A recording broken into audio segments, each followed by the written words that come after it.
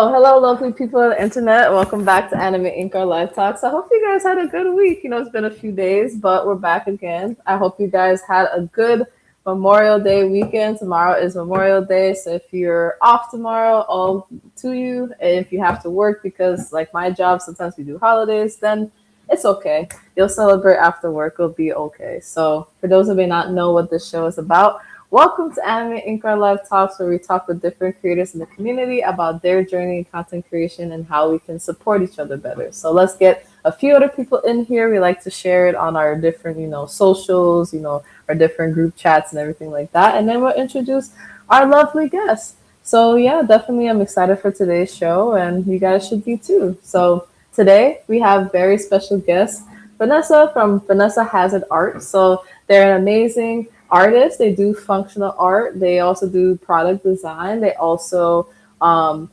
go do cosplay, and they also are dabbling in electronics and making like functional art installation pieces and all of those things. So definitely, let's get them on the show and let's get it started. Hello. Hi. Can you hear me? Yeah, I can hear you. We were having some technical difficulties, ladies and gentlemen, and everybody. Yeah. But yeah, I'm excited to be here, and thank you so much, Lizzie. Yeah, no problem. And I hope you had a good weekend so far. I did. I did. I just finished watching Witch Watch with Mm. my son. Have you seen that anime yet? Is it the Witch Hat Atler, that one, or is it a different one? It's a different one. Mm. Yeah. No, I don't Yeah, think I've it's seen it fun. yet. Oh, okay. It's super cute. Yeah. Me and my son, like, we watch anime like every night together. That's like our little thing. So, yeah. I love that. That's amazing. I was watching that one that I'm telling you about now, so it kind of sounded the same, but I'll definitely look into that one. Nice. So, for those who may not know who you are, introduce yourself and what you do.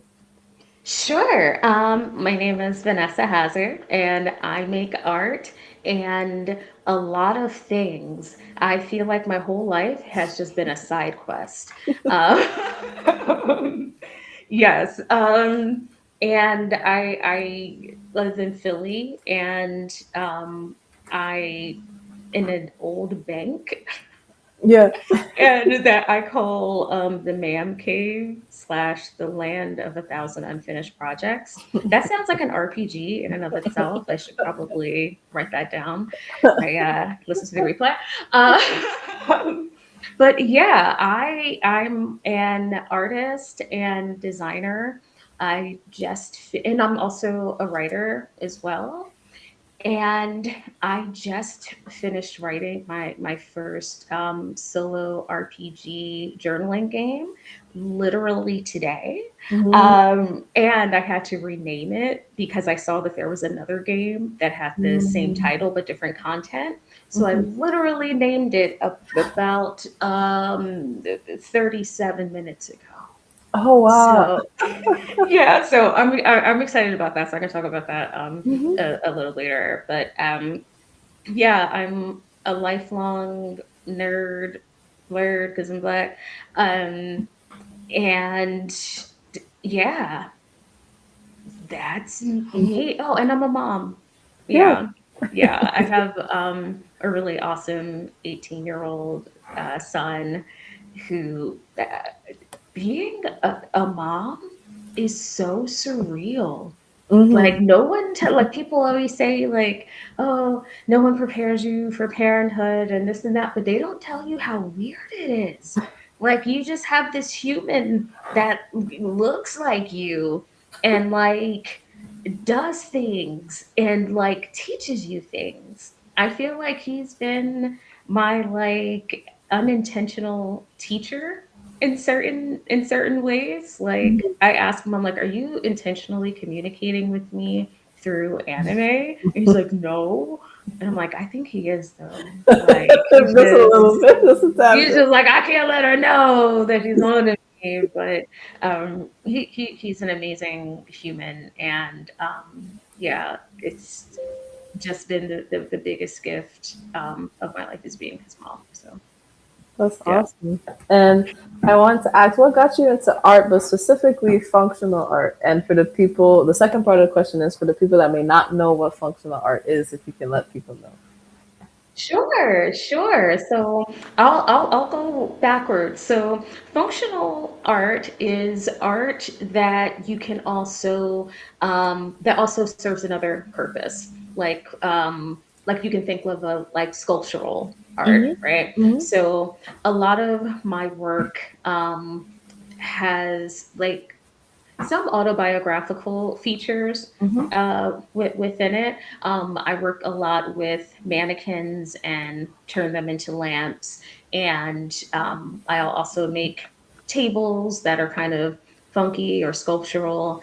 Like I'm really into tensegrity, Mm-hmm. which is if anyone is not aware of what tensegrity is, I Yeah. can explain it, but the pictures are even more amazing. Mm-hmm. It's structures where the tension is spread in between like different points. So it looks like something shouldn't be able to suspend, but it Mm. actually is. I explained it terribly for someone who does it, right? But um, yeah, so I like making art that can function as everyday objects as well. It just brings a little bit of joy into my atmosphere, into the atmosphere of like people who purchase my art, so that it doesn't have like furniture is one thing and it's this serious, it's this function, and then art is this other thing entirely. It's like, no, they can be one and the same. Just like people are multifaceted, Mm-hmm. the things that you use every day can be both joyful and functional. Yeah. But to answer your other question, what got me into art? I've been an artist my entire life. I've had a bunch of different careers from being an actor to massage therapist to working at Harvard Medical School as a instructional designer. And then now, at this point in my life, I'm working full time as an artist. Mm-hmm. Um, but to go back in the day, um, art was always therapeutic for me. Mm-hmm. I moved around a lot. I went to like 11 different schools and lived in the city, Mm-hmm. the suburbs, the country.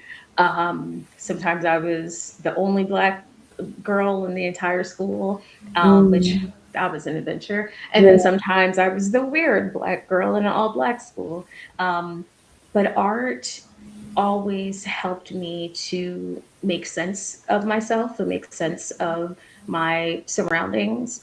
And it was a way for me to communicate my feelings when I didn't have access to language and nuance. And it was also a way to connect with other people with, they may not have liked the same music I listened to, but they liked my drawings and I liked their drawings. And then, and it just kind of, it was just like this portal, like, this gateway to connecting with people. But the first time I started selling my art, I was in Girl Scouts actually, and we learned how to make jewelry. And I started selling my jewelry at like different, craft shows and things like that. I was like 10 years old, hustling at a young age.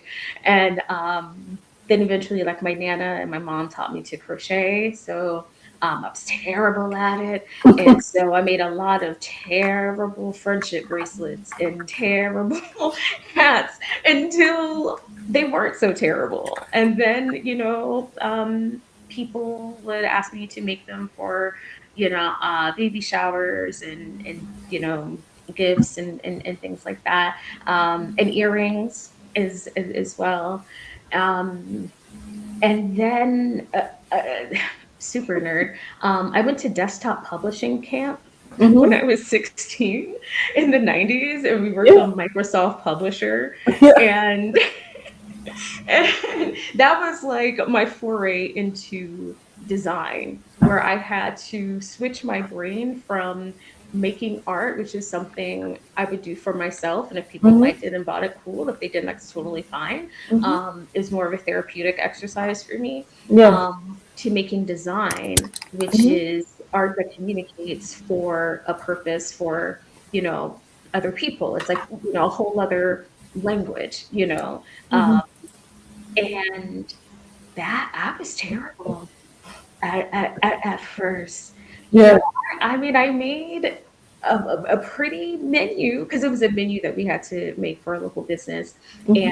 And I remember making it in a way that I found aesthetically pleasing and that I liked. And it was like objectively was, but it didn't communicate, it didn't tell the business's story.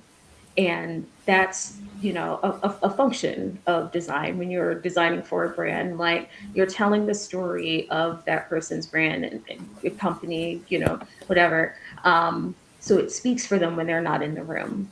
And I definitely didn't do that.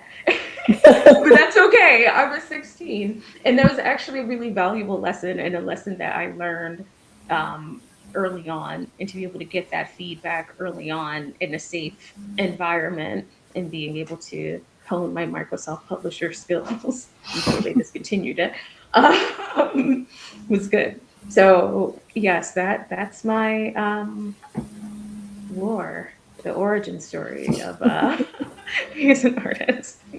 That's awesome. And one of the things, well, first I can actually share my screen. So definitely if there's any like different pieces that you've done, I'll definitely show it so the audience can see it. So first I wanted to ask about some of the like different creations you've made. And I saw from like one of the earlier posts that you made on your page where you use a lot of like bullet shells sometimes in some of your pieces.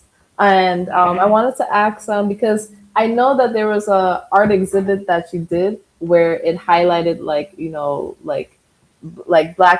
black people and like from healing and that whole process, and you had like an art piece that you did as well. So first I wanted to ask what inspires you to do like the bullet fragments for some of your pieces? Yeah. Um, so the bullet shells, uh, so I started going, I haven't gone to the gun range in a long time, but I started going because I had a uh, negative encounter with someone that I was that I was dating, and my friends were like, "Why don't we go to a gun range? Learn how to protect yourself." And my coworker at the time, her grandfather used to train people, gun safety and things like that. So I was like, "Oh, that's the perfect person to learn from." And so I learned, and I just saw the bullet shells, and I was like, these, can I keep them? It's like, yeah, what are you going to do with them? I was like, I don't know yet, but I feel drawn to them. And I started incorporating it into my art as I felt called to. Um, there were, what I thought was, sorry, I always have like 10,000 thoughts in my head. But the thing with like the bullet shells, like what I realized what drew me to them was people's reaction to me going to the gun range. Like at Mm, the time, I was a massage therapist, I was a yoga teacher, I, was a community herbalist. I was like, when you think of someone who goes to the gun range, you're not thinking about me, yeah. right? Mm, So they were like, wait, what? And that I like enjoyed it. mhm, I was like, no, this feels empowering. Um, and so it was kind of that dichotomy of like something that represents danger, but mm. then also something that represents safety and the ability to protect oneself. danger, I tell people like, that phrase, like, I'm not a lover, I'm a fighter. And it's like, no, because I'm a lover, I'm a fighter, and I feel like the bullet shells represent that. And it just, when paired with some of my other art, it just, especially with the dried flower art that Mm-hmm. that I that I made, it reminded me of oh my goodness, starting to tear up, like Black girlhood Yeah. in particular, like Mm-hmm. the softness and fragility of it, um, and the need for protection, the need for safety, but then also on the flip side, the um, the outward perception of, communities not, well, Black women, girls, and people not being as protected as they need to be, um, but then also not being seen as hard when they really are not, Mm-hmm. um, yeah. Yeah, that's true. Oh yeah. I get I to know, I was trying to like pull up some, but Yeah, so yeah. I get to share my screen, and I think it's very great because a lot of your art, speaks for itself, and you definitely get to explain, a little bit. So I'll share a little bit of it. So I actually wanted to ask about this exhibit, and I think you were going a little bit into it about, colored girlhood, and this was one of the exhibits from the Colored Girls Museum. So I wanted to ask, how did you get the opportunity? What was the experience like making the art for this exhibit, and how did it make you feel to be able to be part of it?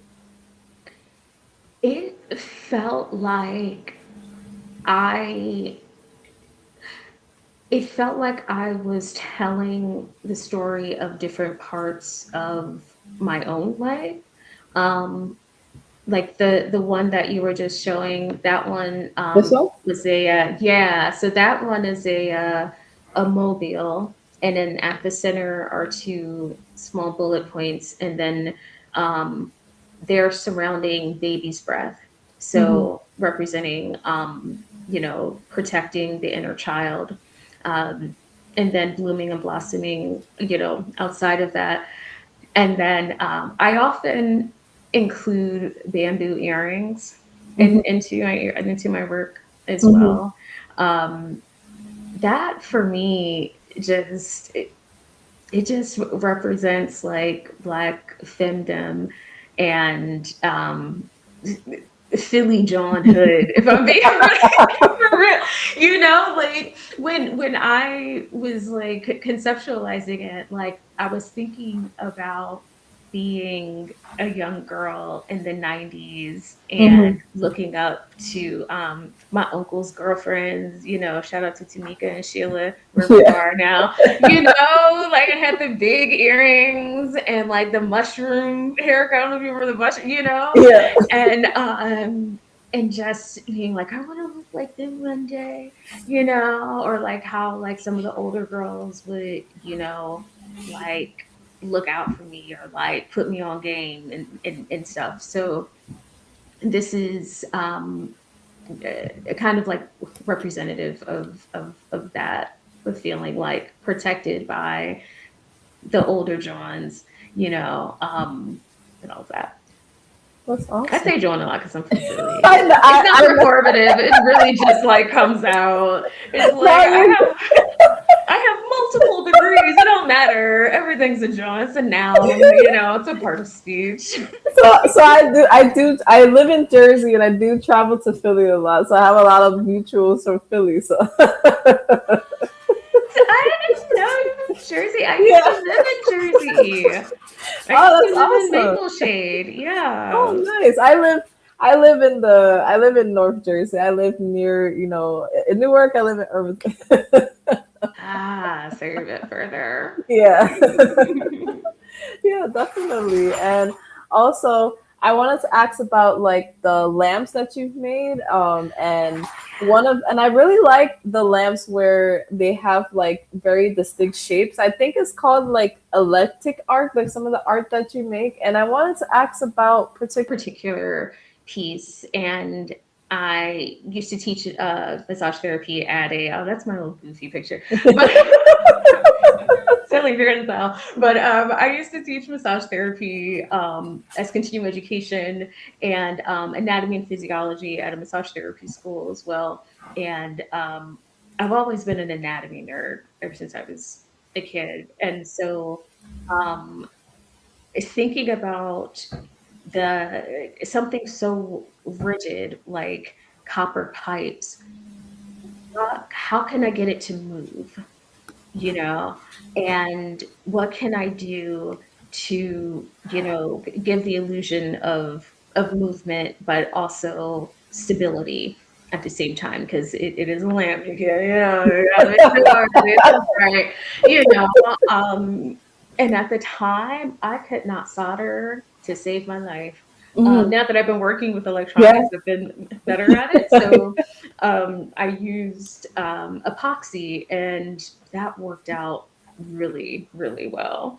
Um, but yeah, the well, once sometimes when I'm making something, I have one idea in Mhm. my head, but then for like the DNA lamp, it Mhm. just it, you know, once like it was made, I'm like, well, I kind of have to have an Edison bulb because, like I said, like, you know, I'm just DNA with a big light bulb head, and it's like, this is actually perfect. So I think what I like about making eclectic functional art is that it can be, you know, thought provoking, some of the pieces, but it also could just be absurd and silly. You know, like I like the Dada art movement, and Mhm. oh my goodness, I can't think of his name. Oh, Marcel Duchamp,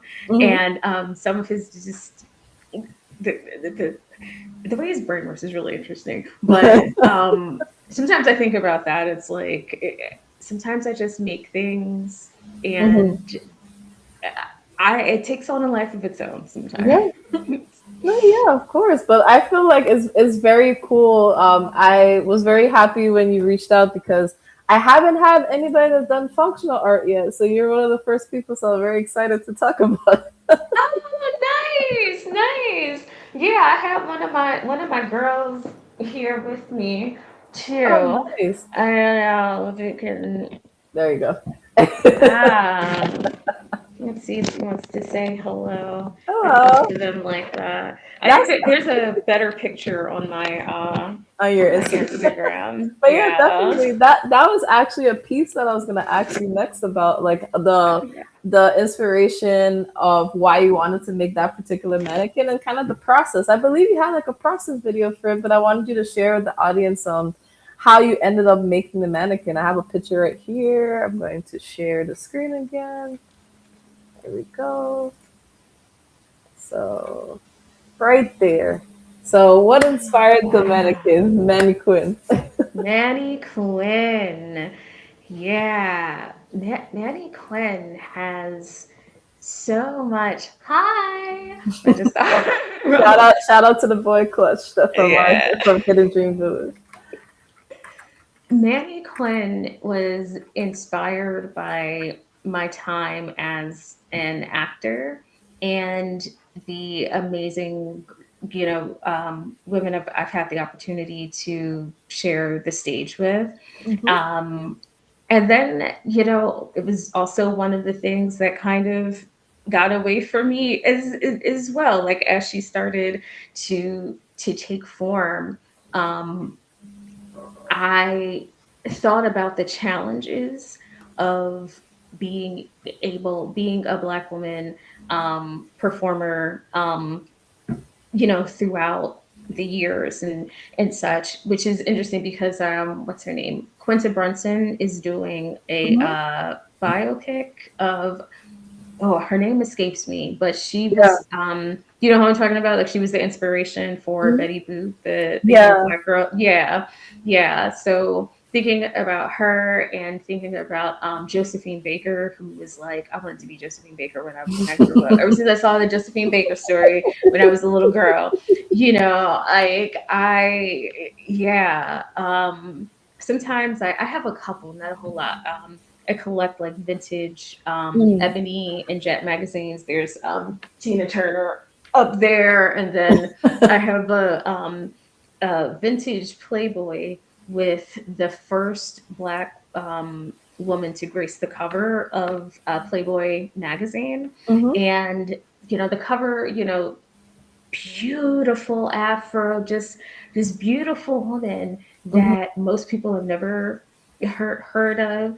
And what made me upset Mhm. is that there's no interview with her in the actual magazine, you Mm. know. And I was searching, I'm like, well, where is her name, what is it? And it's like I believe it's, you know, on the front, like the inside cover where they have all the like editorial stuff, like publisher, this and that.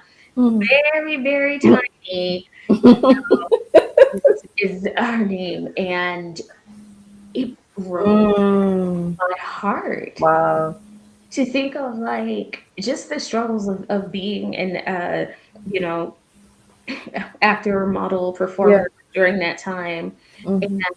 And then to do, you know, for, you know, Playboy, you Yeah. know, and family doesn't want you to do that, you know, Yeah.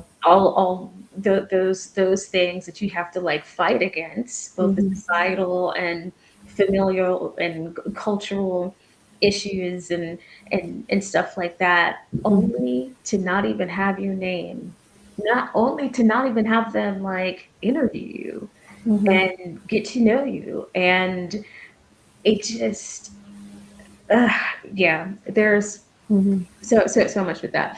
Um, so I thought about just a lot of the different, the good, the bad, the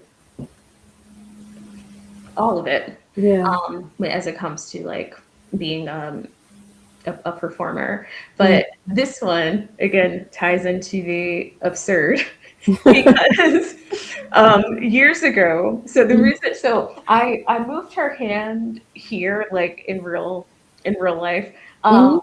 just to like get her through the door when I was moving her, Yeah. but she normally stands like this because Mm. years ago when I was in a theater company, Mhm. who was Bluey Samuels was the director, and the amazing Tiffany Bacon, who is a local Philly legend when it comes to like radio personality and such. Mhm. We were doing um, a musical review, and a chorus line was one of the musical, and that was one of the ones that I was the choreographer for. So I don't know if anyone's seen Oh. the chorus line, but they have the thing where they're Yeah, they have like that. putting Yeah. together presentation. And so it was like a nod to that as well. Oh, that's actually cool. That's actually cool that she tied it into that. I think that's very clever because I know from that because I used to do dance. So the one time we had the tap dance, we had to do like we had the cane and the top hat, and we had to do it reminds me. Yes. Yeah, and then like some of the other symbolic elements, like kind of like I mentioned before, a lot of my work, actually like all of it really, the recurring theme is like blending opposites and such. But there's the leather dress, you know, the sensuality, but then the pearls and like the lace ruffles, like but all the way up to the neck, like representing, you know, having to be conservative but also sexy at the same time and such. And yeah, there's a couple of other little things in there too. Mhm. A gift from one of my friends. So the bustle, Mhm. the the dangly bits are actually machine gun earrings. Um, Mm. so again, kind of tying back to that recurring theme of both violence towards Black women and femmes, but then also the protection of it as well, of them as well.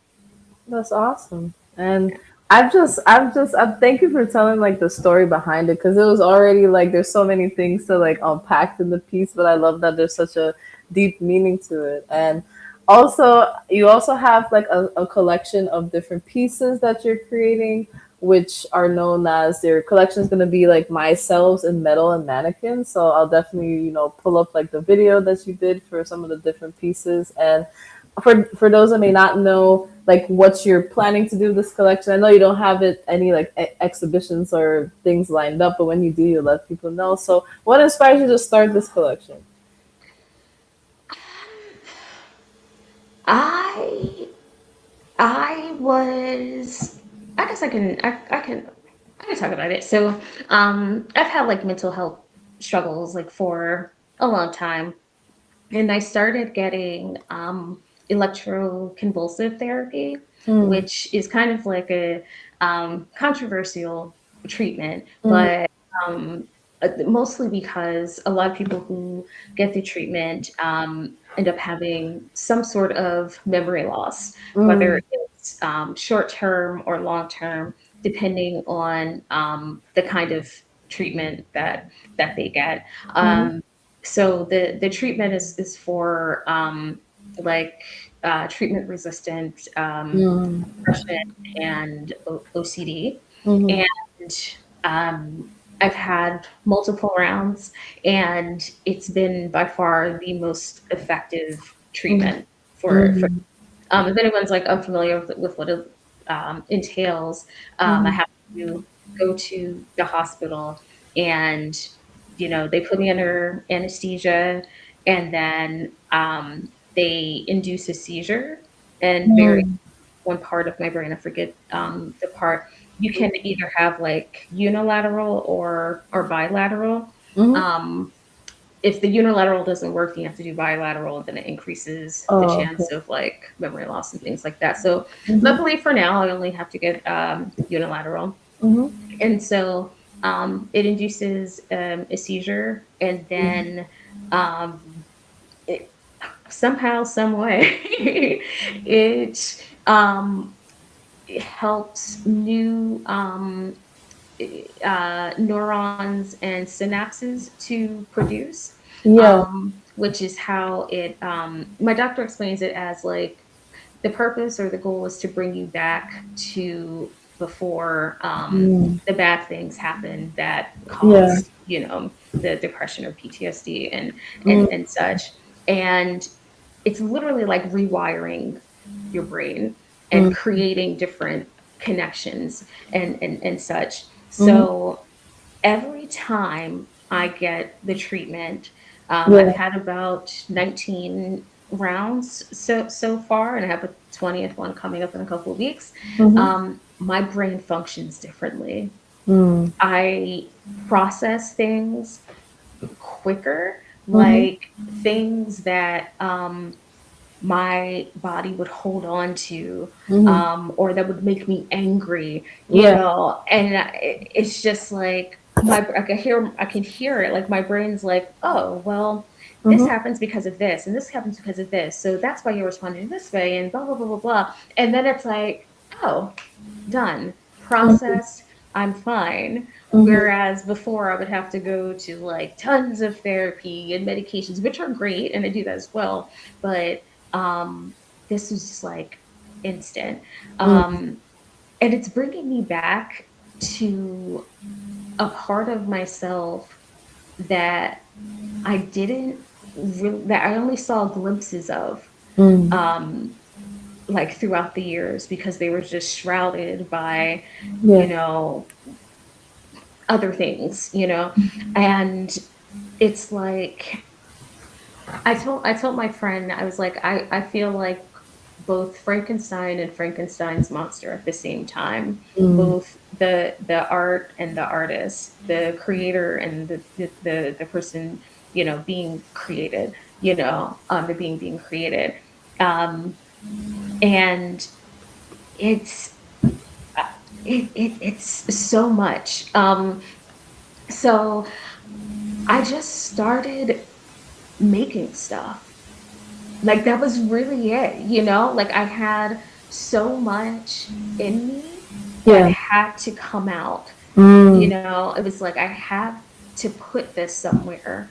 I Mm. don't know what I don't know what or how. Like sometimes I sketch out things beforehand and I Yeah. have like a plan, and Mm-hmm. sometimes I just go.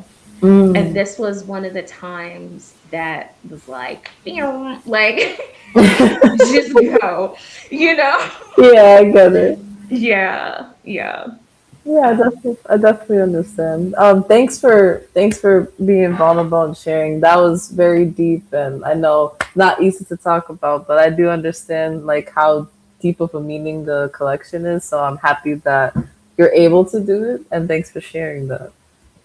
Thank you. I feel pretty comfortable like talking about like mental health and stuff. I just know I wanted to be really careful with my words Mm-hmm. because I wasn't preparing to talk about it, and I'd have like, you know, bullet points. I wanted to make sure that because I'm comfortable doesn't mean other people are Right. either, you know, and Yeah. especially people come and they're like, oh, she's talking about art and then she's talking about ECT. Like, what is that? You know, I wanted to make sure that I'm being respectful of people No, who are yeah, listening, no, you yeah, know, you're as good. well. I think you did well. I think it provided a deeper meaning. So no worries, no worries. It's a safe space. No worries. And definitely, I'm gonna be talking about different things. So I wanted to talk about your cosplay. So I'll stop the sharing the screen for right now. But what inspired you to start cosplaying? My little boy. Even though he's 18, I promise I'm not one of those boy mommies that in the negative way, in the negative I sense, know it's fun. but I am in the sense that I never thought I would enjoy being a mom so much. I Mhm. never saw that in me. I was like, I'm just like this weird person. Like, what? I'm supposed to be a mom? But you know what, when I said earlier that being his mom was like one of the greatest joys of my life, like I wasn't even just saying things to sound like a greeting card. It's like, no, he brings out so much joy in Mhm. me. Like being a parent, you know, like when I was pregnant with him, I was a drummer in a punk band and I had green hair and was Mm. like feral as could be, and had to switch to being like, I have to be on my stuff. I needed Yeah. to have a regular job. I need to make sure you know, like I can still create and do things, but priority is making sure that my little dude has everything he needs, you know. Um and so I got like really I lost some of my joy. Mm. Um yeah, but he would like start bringing things out Mhm. of me in unexpected ways. Mhm. Um, I say I lost some of my joy, but that's relative Mhm. because I used to be a costume character for children's birthday parties and Mm. such, and I made balloon animals and things like that. And so we had a whimsical household. He always like, you know, had balloon animals at his birthday parties, or he would dress up.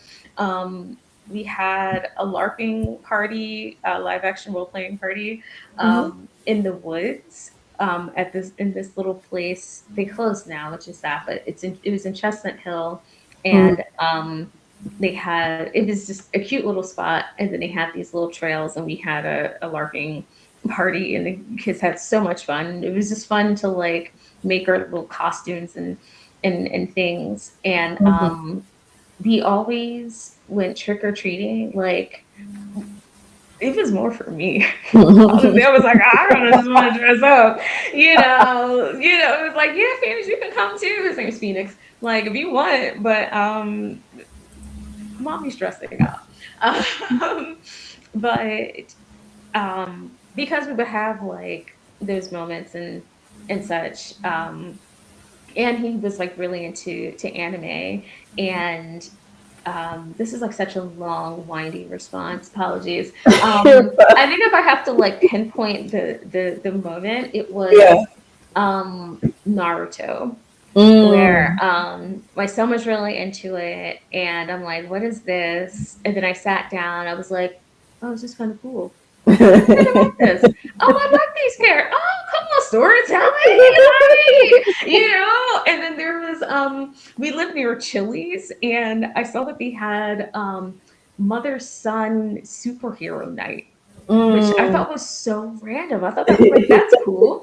And I was like, Phoenix, do you want to dress up as Naruto and Kakashi? And he's like, yeah. So that was like our first cosplay was Yeah. mother son superhero night at Chili's. And we got there. Like I was dressed as Kakashi. Like, that was my boy. Oh my gosh.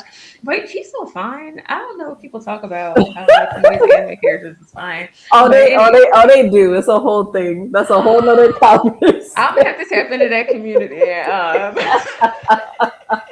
Because me and Kakashi go together real bad. And so I was just as Kakashi and Phoenix was just as Naruto and had the wig and stuff. And we arrive and I'm like, oh, this is gonna be cool. We were like the only ones. Mm. Everyone else had like a Batman shirt or Superman shirt, which was cool. It was totally cool. But then they looked at us like, hmm. But we had fun. We had so much fun. But up until that was probably like probably like a decade ago or so now. Mm-hmm. But like we haven't gone to any cons yet by that point. Mm-hmm. We would just, it was always like trick or treating, or he was an artist and he went to like art school and stuff. So if he had like, things that he needs to do for school, then yeah. So we found like moments to dress up, but it wasn't like at a con or anything like that. Yeah. And then, oh my goodness, BlurCon, which I always wanted to go, and then I just forget and blah blah blah. But it was the year that Rachel True and Cree Summer were Mm. there, and I Yeah. was like, That was 23. I think I saw the pictures that she posted. "Ooh." I was like, no, we going, we're going, and oh my gosh, I before I even stepped foot in the hotel, like the ride share driver was just like circling, trying to figure out like where to drop us off. I saw all of these beautiful, magical black people, and they was just as free and just as gorgeous and goofy and like I was like my people, and I could cry like I teary person, but I was just like, no, I this is part of my life now. Um, and so ever since then, we've been going to a few cons Mhm. each year. Mhm. This year I've only gone to two, Mhm. and then I'm actually working at Fan Expo in Philly Oh, this coming Saturday. So okay. that should be fun. But yeah, I did BlurCon this year, and then HaruhiCon in Birmingham, England. So that was our first Oh, yeah. international con that we've been to. So that was pretty fun. Um, but yeah, I I just I love it so much that I don't even care about being seen as much, which is why, my account looks like a spam account. I got like 300 followers. Hi, 300 followers. I love y'all. Like, I post when I remember to. And Yeah. but it's just the joy of it. I love creating and I love dressing up to the point that sometimes I'll just wear my Pikachu costume just around the crib because I'm grown and I can, like you just like realize like, Period. wait, am I Period. using my free will Yes, to you are. like the peak? Because Yeah. I really could be a Care Bear right now and I'm not.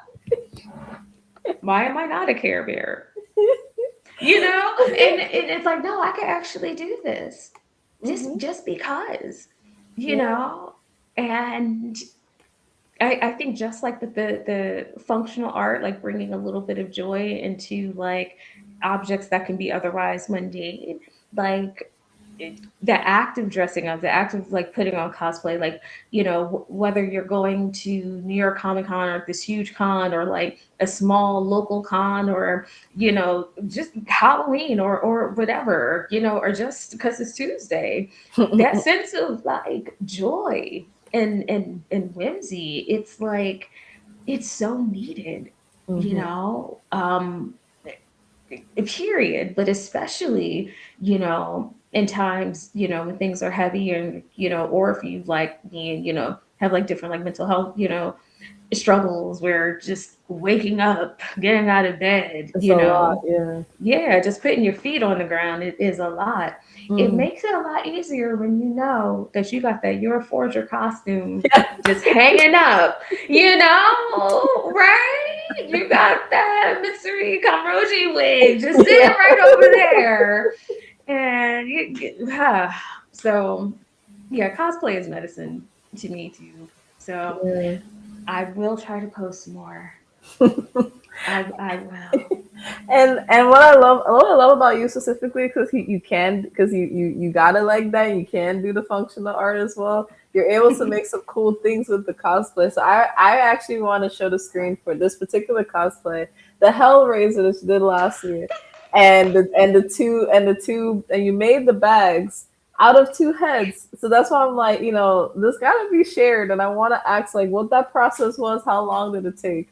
So for those that are watching, you see that? You see that right there? So definitely explain the process and what inspired you to do this. Oh wait, let me go back here. Yep. Oh yeah. Oh my goodness. That one. Yeah, that was a fun one. Um yeah, so okay. I That was for BlurCon when I think I forget what it was. A thriller Yeah. was the theme, right? Yeah. And so I was like, ooh, I want to do like Hellraiser, but then like one of his, I forget the acolytes Mm. names, things. Um, but then the pins, they weren't sticking to my face, and I Mm. was mad. It was like the last second. But luckily, I'm a craft hoarder, and I bought like a whole bunch of stuff, and I had these like rhinestones that I just put them on at the last second, and it worked. And I was Mm. like, yeah, like the glam Hellraiser, I'm here for it. Um, so that worked out. Oh, and then that bustle I Yeah. used Nanny Quinn, yeah. Um, Oh, just recycling, So for the bag, I wish I remembered the creator's name, but there was someone I saw on Instagram, okay. and they 3D printed or had someone 3D print a model of their head and Hmm. turn it into a bag for like, Mm. like a Halloween costume or something. And they show the whole process. And now I have a 3D printer, but I Mm. didn't at the time. So I was like, that is so cool. How can I do this? Hmm. And so, um, again, like being a massage therapist and Yeah. working at a spa and such, even though I never, did lashes or nails or anything, I knew that there were mannequins that, that they would practice on. Hmm. So I was like, eyelash mannequins, like Googling, trying to figure it out. And I saw, and I'm like, cool, they have like the flat perfect. Give me two of them, add to cart. And then, I got some like book hinges.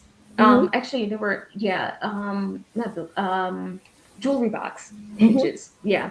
And then I added that so that it would open and close. And I was going to hollow out both sides of the mannequin heads, Hmm. but I got nervous because I was like, I don't know what's inside of here, and I'm not trying to catch, some kind of something airborne disease because I wanted a cool prop. So I'm going to use a bag that like I was going to use a Crown Royal bag, but I was like, nah, Yeah. she should be it should be black. So I think like my old like headphones came in that bag, and I was like, all right, I'm gonna belt this to the inside of Mm. it, Mhm. and then I had chains that were left over from the tensegrity, one of the Yeah. tensegrity tables that Mhm. that I made, and yeah, that it worked. Oh, and then I used I forget the name of the company, Mhm. Maron. Yeah. They're yeah, I saw their like tutorials on how to make like scars, and so I took some toilet paper Mhm. and liquid latex and mixed it together to like form like the scar over the face, and then added some blood. Mhm. Yeah, and there she is. I Yeah, of course. like I I mean, like it was great. It was great. It was a great look. I don't have to say that. Definitely. It actually is like one of my favorite looks, and I'm like, where can I wear this to again? Like, I feel like when I wear darker looks, Mhm. like your forger, and then like this one, I'm like, I feel like Yeah. I should be going to the opera. Yeah. And I feel like they have like some. They're now like getting into like different like shows and like movies. They do like the orchestra things. You never know. There might be like a horror thing too. Eventually, you could probably go to that as well. That is true. And it's funny because I say that, but I was just at the opera last Friday with a Yeah. friend of mine and didn't just complete opposite. It was like more silly, whimsical. I think it was like that outfit that's on my Instagram that's me with my peeking my head out of the TARDIS. Yeah. Oh, I know Was which one that is. yeah, I know which yeah. one that I is. was like, my friend was like, "That is yes, that one, yes, yes." And we're like, "Oh my gosh, yeah." My friend was like, "That's like your uniform. Like you should whatever this look is called. That is You do that. like yeah, it really is like whimsical." Then I had like I was that's in London, and Mhm. I just came back from Scotland like a Yeah. few days prior, and Mhm. so I bought like this pocket watch from there. And so I was like, I feel like, Time Lord, pocket watch, gotta have that on. So like that's hooked on there. But Yeah. then also, because I'm like super goofy person, Yeah. I was late like getting there because you have to like make a reservation to go into like the little museum they have in the back, Mhm. because speaking of the electronics, I made like this little digital badge Mhm. that had it had affirmations on it, and Yeah. oh yeah, that one. I was like, nah, it Which one oh, was it? the other one. This one? Yeah, and I was like, I need to add Doctor Who quotes. And I put like what was it, wibbly wobbly, timey Yeah. wimey, Yeah. spoilers, and all, No, yeah, just to have it. that makes sense.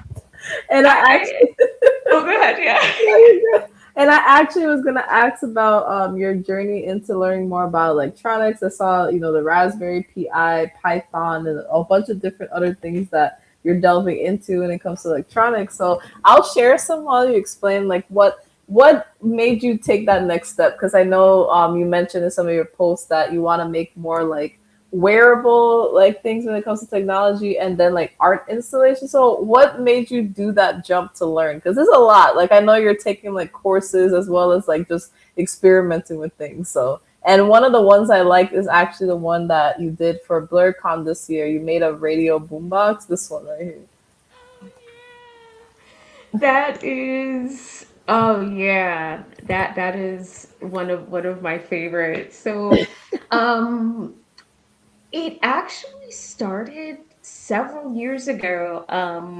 I was up late scrolling on YouTube, and I came across a video by a company called Makey, and Mhm. they make like electronic controllers that if you clip the alligator clips into one part of the controller and then the other part to literally anything that conducts electricity, it could be Mhm. bananas, it could be a human that's just holding it, you Mhm. can turn whatever that object is into a controller. So like there's like videos of people playing the bananas like they're playing a keyboard type Yeah. of thing. Or like that kind of thing. Or like I with my son, my little cousin, who are about like the same age, I Mhm. showed them how to use it, and I'm like, hold these, and then I would just play the drums on their head. Like the sound was like because it was connected to like the sound module, like it would show up, and they're like, again, absurdity, right? Yeah. And I had this idea of like wanting to create some kind of art installation with it, like an interactive art installation where you could touch different parts of whatever the piece was, Mhm. and maybe you record a message and then you touch another part and you hear the message back, or you hear messages from other people or something. I have it wasn't a fully fleshed out idea, but I knew that I wanted to do something with that. um, and then fast forward to I was working at Harvard Medical School, and I was designing continuing education courses for researchers. Mhm. And my work was like a combination of um, designing instruction, like instructional design, but Mhm. also like user experience design, like learning experience design. So like there were some tech components, but it wasn't like fully tech. So I knew a little bit of coding, like a little bit of like I forget. Oh my goodness, I just lost the CSS and Yeah. JavaScript and stuff. But like Yeah. it wasn't something I did used on a regular basis, Mhm. but I had like a passing knowledge. So anyway, Mhm. I was talking to one of the media producers and telling him about Mickey, and he's like, "Oh, you love Raspberry Pi," and I'm like, "What is that?" And so he's telling me, and he's like, "Oh, my wife, she's like the coolest person in the world. Like, she does Python and she does like all this stuff." And I'm like, "I'm not quite there yet. Still figuring out this JavaScript business, you know." But I'm like, I love that you have the confidence in me to think I can do this, but I don't know. But then that was like back in like 2021. And Yeah. then fast forward to like the end of last year, Mhm. I was on TikTok and I came across this young man. Oh my goodness. I say this with all my heart because this reminded me of my son. Like he's so Yeah. precious. And like he's like, I made a computer out of this like hard shell. It was like a I forget what they not suitcase, but like a um toolbox. Yeah, it was like a Mhm. toolbox. And then Yeah. he just like gutted it, and he just like talked about it. He's like, it's running on Raspberry Pi and I have this screen and I have like these cycle things. I was like, hmm, just Google a little. And so I thought for this was like November, so I thought for Christmas I would buy me and my son like some electronic components because he's a computer science major now. And so it's like, oh, maybe it'd be like a fun thing together. We can like figure out how to make our own computers and stuff. And he was like, this is fine, but I'd rather just like make my own video games. And I fell in love with it. Mhm. And I had this what is it called? This skincare mini fridge, and that was like Mhm. the red box, and it was recalled. And Mhm. I thought like, well, I can gut it and turn it into a something. And that's that's what I did. So instead of tossing it out, I just You turned it into decided what that is right there. I turned it. I watched my little anime on it and sit around as Pikachu and watch anime out of a refrigerator. So that is my life. And then in the background of my, again, the land of a billion unfinished projects, I have Yeah. another cyber deck Yeah. that is a lunchbox there, that little yellow thing. It's a Care Mhm. Bear Cousins lunchbox that I turned into a Mm. cyber deck as Oh, that's well. cool. So, yeah. And then it was crazy because then in like January, like cyber decks were I trending think. on TikTok. And I was like, what is a cyber deck? Give me my skincare first and I watch cartoons out of this called a cyber deck. I was like, it has a name. And so I thought it was cool because now like all these other people like are showing their like little fun whimsical projects and stuff, and it's yeah, it's been quite the adventure. But I also like wanted, like once I started getting into, once I got like, gained like a little bit more confidence with it Mhm. and got over the like, oh, it's electronics, I don't really know. It's like just like anything else, you learn. Mhm. Yeah. You connect with people smarter than you and you learn. Mhm. You know, it's like why be intimidated by Yeah. it, you know? Mhm. Um yeah, I just thought about like how useful it is to know how to solder, to know Mhm. basic coding, to know like how things work. Wasn't it a TV show? Yeah, or something like that. Because I used to watch. Yeah, Yeah. yeah. Just learn how these basic things work. You know. So my next project, Mhm. well, one of them that's in the queue. I have all the components. I just need to like figure out how to make it. But I'm gonna make my own like cell phone that's like Mm. not connected to, any major brand or whatever. So I have the Mhm. sim, I have all the stuff. Yeah. Yeah. I just yeah. I just need to figure out how to How put to it all do together. it. Yeah, but now that I'm not afraid of soldering anymore, it's Yeah. like, oh, it's on. Like, what we making? Like, oh, we gonna get Right? Like, don't get me to solder and stuff. No, that makes a lot of sense. And I was gonna give you the chance to talk about, because you mentioned to me how you finished your first like you also write and you have your project coming out. So I wanted you to talk about that, because it's funny how you told me like you literally just finished. I was like, I definitely want to talk about it. Oh my gosh. Okay. So, I feel like all my stories start with like I was on TikTok. So I was on TikTok and someone was talking about like solo journaling RPGs and I was Mm. like, what is this? And I'm like, oh, what? I can lay in bed and play a game by myself and journal like things I love doing. Yes. And so I again went down the rabbit hole. I'm Mhm. like always on itch.io looking at other people's games and playing games and such. And I thought like I just had like this idea for a game. I was looking at I was actually looking for something else that I wrote that I Mhm. wanted to like finish up and then actually publish it. But then when Mhm. I was looking at it, I was like, elements of this would actually be a pretty cool RPG. I could make it a solo RPG. Mm. So it's well, it was going to be called Mirror Mirror, Mm. but I had to change. I'm changing the name of it because there's actually another Mirror Mirror. Oh, okay, yeah. Like, oh yeah, that's not gonna work. But theirs is a computer based like video game, and mine is Mhm. not. It's a journaling one. So yeah, Mhm. um, but yeah, so I'm changing the name to they said, Mhm. and so it's like.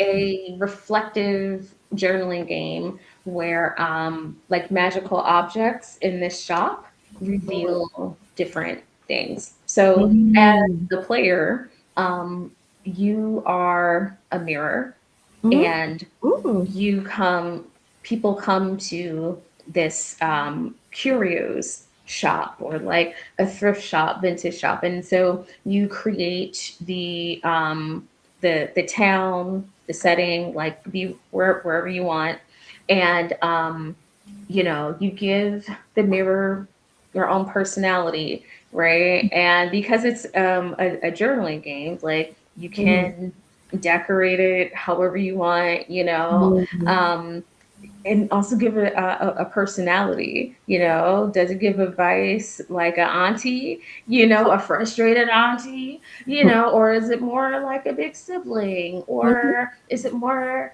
like, like how? Mm-hmm. How are you as a mirror offering advice? And Yeah. so, there's built-in advice seekers, which are like the customers who come to the shop, but people can also just create their own if they want. They really are just like archetypes, and we're really just job titles, not even full archetypes. So, but you can like build around it if you'd like. And so the advice seeker, they the person rolls, and then they have the topic plus the complication. So the topic could be love, and then the complication could be being afraid to be seen or something like that. And then so as a mirror, you write like what they told me Mm-hmm. about this, and the part that I actually like the best are the other reflective surfaces chime in. And so like after it's like what they told me, then you write what they didn't tell you. And that's where the other reflective surface is. So you roll to see Mm-hmm. like who's talking, who's chiming in now. Is it the sunglasses Yeah. that are showing like the ways in which they are, protecting themselves from something, Mm-hmm. or is it the glass cabinet that is there, the theme, one of the themes around the glass cabinet. um it's like cultural memory and traditions and things like that. Like, is that what's stifling their ability to love, and so each of these like 12 different objects have a point of view, Mm-hmm. or a filter with which they express the hidden truths, or like what they're not saying is, so you as the mirror, you get like one part of the story from the advice seeker, which is they said this, but then you get the other part of the story from the magical objects, the reflective objects in the shop, which is the other part of they said. So they said. And then, you as the mirror, you give advice once you have like the full picture, and you can ask clarifying questions. And yeah, the goal, at the end is for the mirror to remain clear. So if the person's issue or complication isn't resolved, and you can choose whether it stays resolved or not, then that complication gets carried over to the next person. So the mirror, turns hazy, and the complications just kind of um, like grow, from there. So yeah, me and my son are doing a play test tomorrow, and I have some other friends that are going to do a play test. And if you'd want, I can send it to you to Yeah. do a play test too. Yeah. Okay. And yeah, and yeah, like as a designer, I'm used to getting feedback, like Mm-hmm. positive feedback that's seen as like constructive, or things that I need to change. Like, Mm-hmm. all of its information, all of it makes it better Mm-hmm. to me. So ever since I made that first ugly menu up until now, like feedback makes you better. So it's my first one, and I'm like nervous, excited about it. So yeah, but I have another one that I'm working on. Like it's in my head, still germinating, but Mm-hmm. I have a live installation that I'm doing Mm-hmm. Halloween with this group in Philly called like PEX, and the theme is like a post-apocalyptic Philly. And when I was thinking Mm-hmm. about it, I was like, what if I made an RPG around it? And so the idea is still germinating, but I've been like taking pictures around Center City, Philly for like reference pictures for like my mood board and such.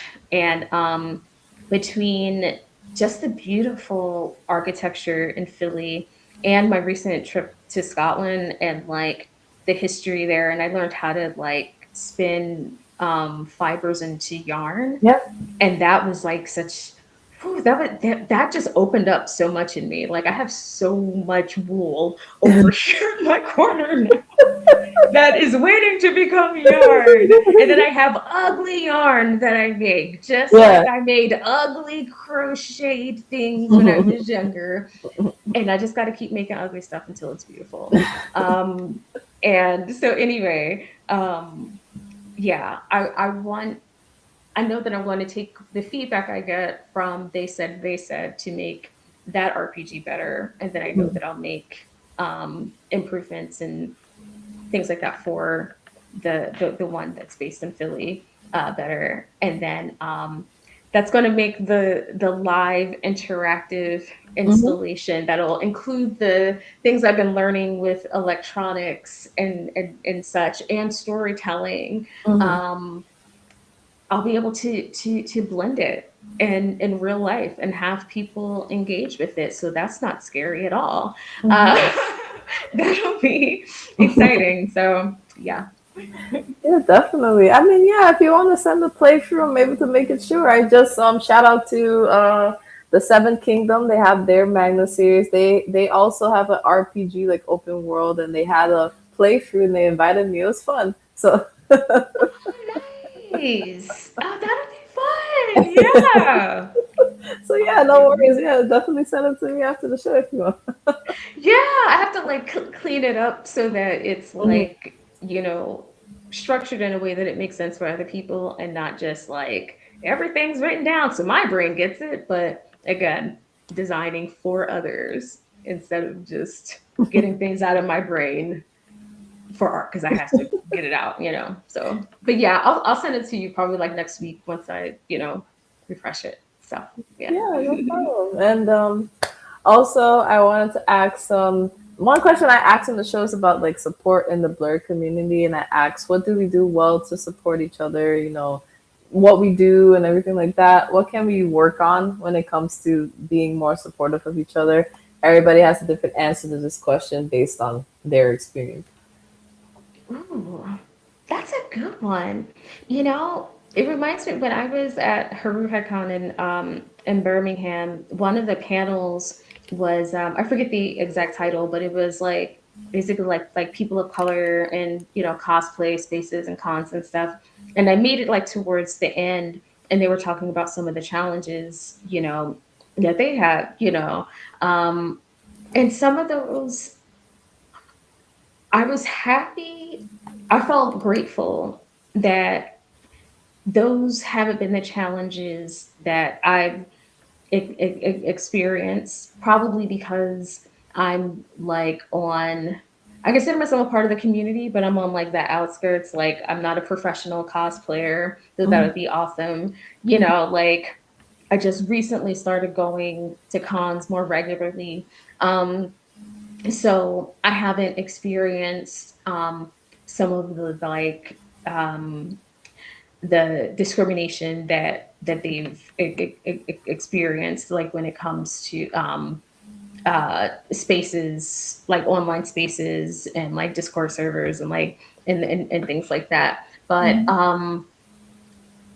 what I think that we do well is people are so supportive, regardless. This is again, I can only talk about what I've seen. I'm sure everybody's like, experience is different, but like I've seen, people who've had like homemade or like cosplays, and people who have, like really ornate, cosplays, and they're like complimenting each other and supporting each other and not making people feel less than because they either don't know how to or can't afford to or whatever. Like they just want people to show up. And that's Mhm. what I feel too. Like just show up and be a part of it. Come get this love, you know? Um, and not to feel like, I mean, I everyone's story is different, but I know for like I'm an elder millennial, I'll be 44 this year. Like for me and like other people, um, like we're used to being the only ones, whether we're the only black person, white environment, or we're the only like, quirky black person who likes anime or rock music, whatever it is. Mhm. And so we're used to being the only one. And I have seen that with some people that becomes their entire personality. And I Mhm. get it. I Mhm. get it, but then what happens when you're not the only one? Yeah. You know, yeah, I have seen like the gatekeeper of blurred dim, not a lot, but more so like I'm having a hard time like fully expressing it. But I think like essentially like what I mean is that um when you make like something like traumatic your entire personality, Mhm. when you come out of that and you are around community, it's okay to let that go, to put it down. It's hard. It may be hard because things are like part of your personality, like it's woven into your thoughts, feelings, actions, and all of that. But like um you get to actually enjoy those things in community with other people. So um, I'm just still rambling. I told you, Lizzie, I was nervous. I told you. I think you're doing good. So Jeez. no. Oh my goodness. Mm-mm. Um, but what I would just encourage people to do is be. I hate saying be yourself. That sounds so trite, but like create spaces and sustain and maintain spaces where people feel comfortable showing up, as the part of themselves that they've hold dearest and true to them, the part of themselves that keep them going, or to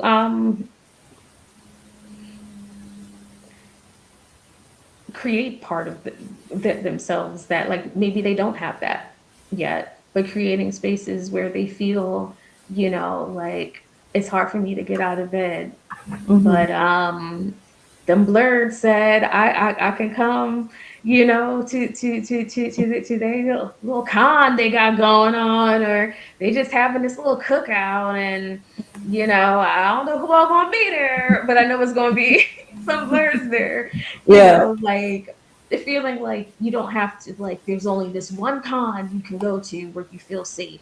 It's like, nah, having spaces where wherever you go, whatever con you decide to go to, big, small, whatever, like you want to be good, you know? Mhm. Yeah. Yeah. Also respecting boundaries too. Yes, that's another one. That is another one. And don't be thirsty. Like you can show interest without being thirsty. Like Yes. don't be that person. Yeah. Like Don't be that's not that. cute.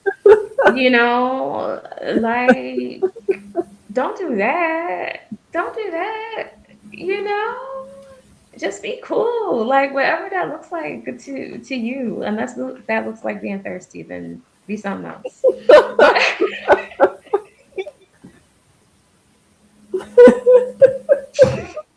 No, I approve of that message. That's what I'm gonna say. I approve of that. Right? Like, learn how to shoot your shot. Learn how to take the no with grace and keep it pushing. I have experienced that, which was good. Mhm. When I've had to say like, "Oh no, thank you," and okay, cool. You know, I'm like, the way it took me by surprise, the way I was, the way I felt safe to say no, Yeah. and wasn't called all kinds of names and called all kinds of this and that. Or the other side, the way like I would get a compliment of like, "Hi, can I take your picture? You look really nice in this frame." Like, and then it was just then it was like, okay, bye. And it's like, oh, Yeah. Yeah. you just, Yeah. look at you with manners, you know. Yeah. Yeah, I understand when it comes to the like the boundaries because it's nice when they understand, and then sometimes you have, like you said, you have some of the situations where you're just like, well, in my case it's like it's nice to be complimented, but the timing was just you weren't expecting it, and or like it's still respectful, the timing is right, or it just wasn't appropriate, and you're just trying to figure out why. But yeah, Yeah, like it got to the point where like some of my costumes. I mean, you saw the Hellraiser ones, but the girls was out. Like and the Pikachu, like that's a romper. That's the body. The cheeks is out. And like I would feel safer dressed like that at a con than mm, like going to like another like Halloween party at like a club or something like that. Like, but even not even just the cons, but going to like the sexy nurse parties, right? mhm, I cosplay there and stuff too, like the poison ivy costume, stuff. And like I think because it's the same like crowd that goes mhm, there, that I've had the same kind of experiences where people have been like, compliment, but then like are like, okay, bye. Okay, I get you a drink. Okay, okay, bye. Like, or yeah, I felt safe, and I hope that remains such for like for everybody.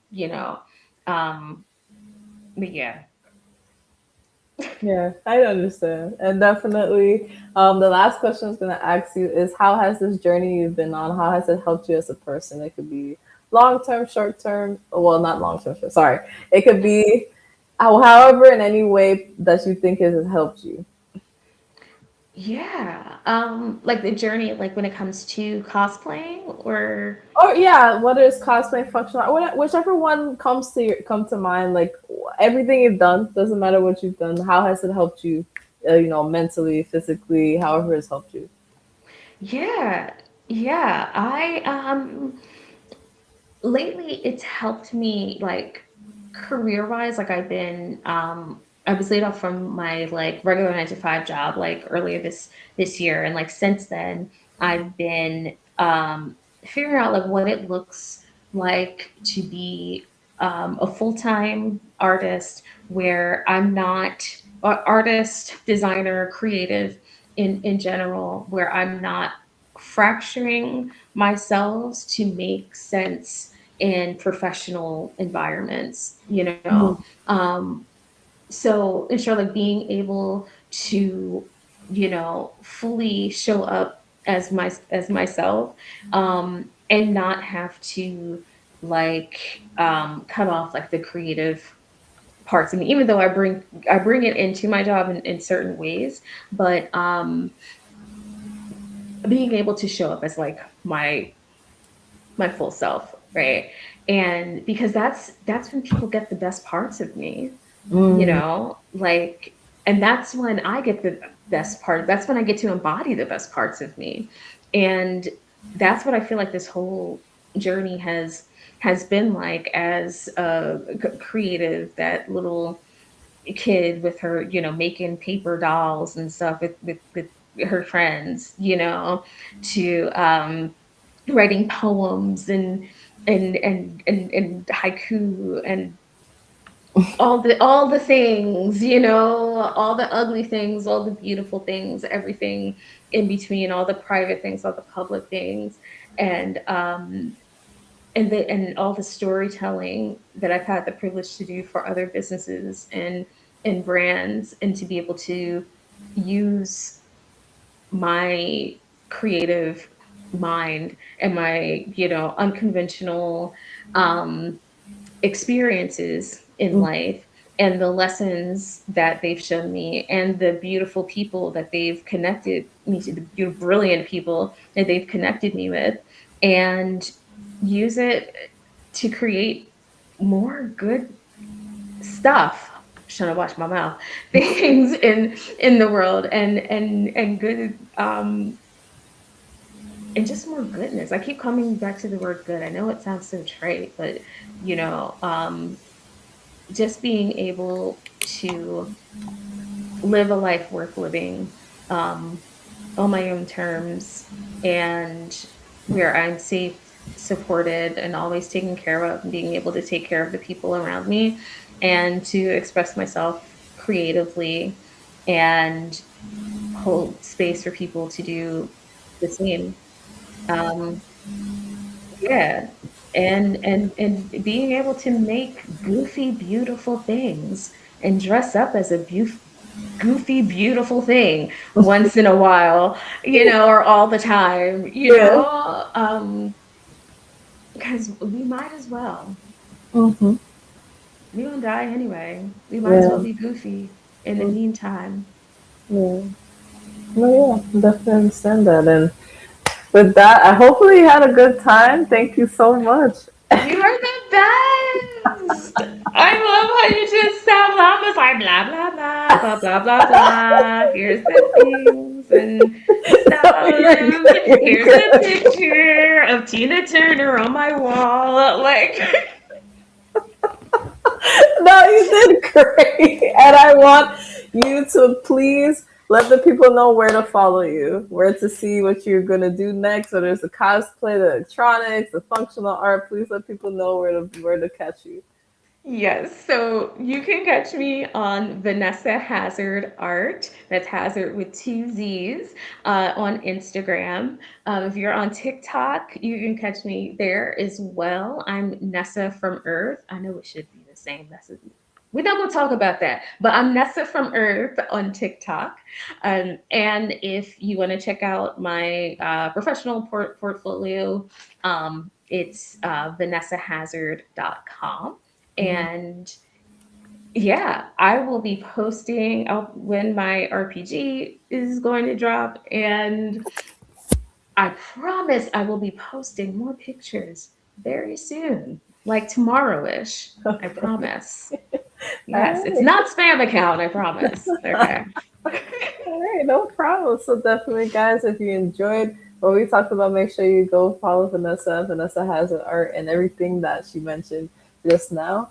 And for those that may not know what I do, hi, my name is Lizzie. There's a plethora of things I do. I don't know where to start, I guess. So my brand is AnimeInkArt. That started with me drawing traditionally, digitally editing, creating my own style. A lot of it is anime art that's like anime inspired. And we're getting back to that thanks to those that have wanted that have commissions for me. And we're working on that right now. If you want to have commissions, if you want to know about the store, which is the Redbubble, which I'm considering not using Redbubble as the backup, but we have Shopify. So we have Shopify. So we're going to make sure we add more on that.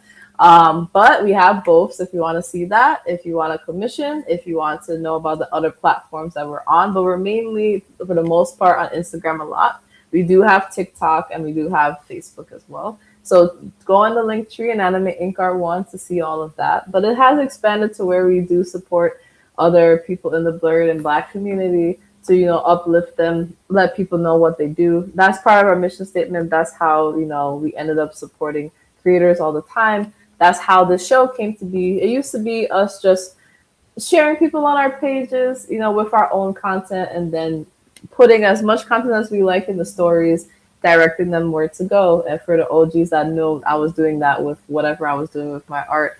But at some point, I was like, I need to find a better way to actually interact with people. That's how AnimeInkArt Live Talks came to be. So if you want to be part of the show, we have the form. We do open calls, though. We're going to take a break from that because we have enough shows lined up until mid-June. So give a chance for us to do those shows. But if you want to be part of the show, we have the form in the link tree as well in the Anime Inkart one bio. We also have the Anime Inkart Live one where we've been sharing like the promotions for it there as well. And we have a few clips that we did post there when we had the chance. Also, shout out to Otaku Noir. We are affiliates with them. They make blurred mystery boxes. They, do different artists and everything like that. They artists, whether you're a comic book writer, they make worlds with their mystery crate boxes, and they do it every quarter. So definitely, if you use code AnimeInkArt, you should get free shipping off of your order. The Sirens box is coming out. You do have only another week left before you can pre-order, and then they should ship out sometime in mid-June. So definitely stay tuned for that. And there's going to be exciting things that I can't really say right now. So people know whenever I can't say right now, I'm in the process. But if you're going to Capital City Anime Fest, we have a panel for AnimeInkArt Live Talks called AnimeInkArt Interactive Podcast Experience. So think this show, but some of the topics that we want to get deeper into, hopefully we'll be able to talk about it. Then that's the other reason why I've been doing the interactive questions. Thank you guys so much, because some of those questions probably might be in the panel. So that was my experiment. Thank you guys for interacting with the post. That interact with the post. I really do appreciate it. There's a method to my madness, but that will be in Trenton. That will be on June 6th at 3:30. I'll post details in the stories and in the broadcast channel when I get the chance. Also, we do work for the good people over at Critical Care Comics. It's a nonprofit where they give toys and comic books to the children in hospitals, and they go to other events, and we are part of the New York chapter. We are expanding, so therefore, if you want to be part of Critical Care Comics, go to the Instagram. They have the website in their bio if you want to donate or be part of it. We will be at Forest Hills Comic Con to promote, our organization. We'll be at Anatomicon to promote our organization. So that's some new things that we've been doing. If you catch us there, please, by all means, come to the table. That will really help us out in, spreading the good word about it. And yeah, as you can see, a bunch of stuff, right? So if you enjoy any of the things I just mentioned, and cosplay as well mentioned, please just go onto the page. You'll see things as they come. I promise you won't miss out. And definitely, we'll have a show tomorrow with Obey the Author. So definitely look out for that. And yeah, I'll see you guys later, guys. Bye. Can I mention one thing super quick? I just remembered that one of my lamps, Zora the Explorer, it's the little girl with the Edison bulb that looks like a rattle. She's actually going to be a prop in a web series. It's a new queer web series that launches next month called Late Bloomers. So shout out to New End Productions for giving me the opportunity to have my art, and I'll be sharing pictures of little Zora. Talking about something like them are little babies. Once the trailer just dropped, so I'll I think I'll be able to share that on one of my platforms. But anyway, I just wanted to mention that as well. But thank you, Lizzie. This is great. I appreciate you. Yeah, so with that, we'll sign off. Love you guys. Bye. Bye.